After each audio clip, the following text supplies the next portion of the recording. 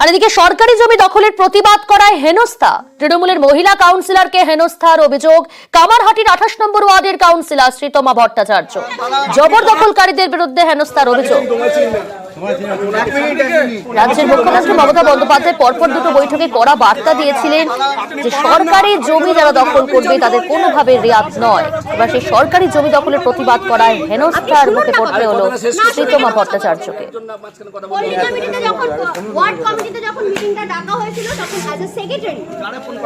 আমাদের করতে হবে না, অনেক দূর আছে, অশান্তি দরকার করতে হবে, অনেক দূর আছে, এখানে না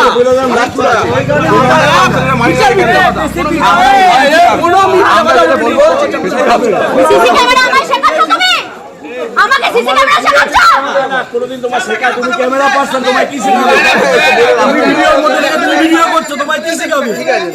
আমি তো ওনার সাথে ভদ্র কিছু সরকারি জমি একটা এদের সম্ভাবনা ছিল বাজেয়াপ্ত করে নেওয়া, মানে সেটাকে রুখতে যাওয়া। বিভিন্ন ভাবে আমাকে হ্যারাস করা হয়েছে। পল্লীর যে যিনি সেটা জবরদখল করে রেখেছিল, আমাকে মারার চেষ্টা করে। মানে তারা দাবি করে তারা তৃণমূল কংগ্রেস করে, কিন্তু তারা তৃণমূল কংগ্রেস আদৌ করে কিনা আমার যথেষ্ট সন্দেহ রয়েছে। হ্যাঁ, আমি অভিযোগ জানিয়েছি। প্রাণের আশঙ্কা রয়েছে আমার, কারণ তারা যে কথাগুলো আলোচনা করেছে আমার সামনে দাঁড়িয়ে, তাতে এই কথাগুলো উঠে এসছে যে তারা নাকি পুঁতে রেখে দেবে। কথা বলবো, টেলিফোন লাইনে রয়েছে প্রতিনিধি সুবীর। তৃণমূলের মহিলা কাউন্সিলরকেই হেনস্থার অভিযোগ এবং তৃণমূলের অপর গোষ্ঠীর বিরুদ্ধে যদিও শ্রীতমা ভট্টাচার্য পরিষ্কার জানালেন যে তারা বলছেন, দাবি করছেন আদৌ তৃণমূল কংগ্রেস করেন কিনা জানা নেই, কিন্তু এই অভিযোগ তো গুরুতর অভিযোগ। দেখো, সেটাই কিন্তু একদম, কারণ এই কামারহাটি পৌরসভার আশপাশ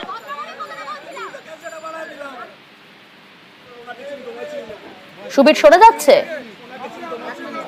বিভিন্ন দুষ্কর্ম করেন এবং এই বিষয়টি কিন্তু বারংবার এলাকার যারা বাসিন্দা রয়েছেন তারা কিন্তু কাউন্সিলর শ্রীতমা ভট্টাচার্যকে অভিযোগ করছিলেন এবং শ্রীতমা ভট্টাচার্য দীর্ঘদিন ধরে প্রশাসনকে জানিয়েও কিন্তু যখন কোনো লাভ হয়নি।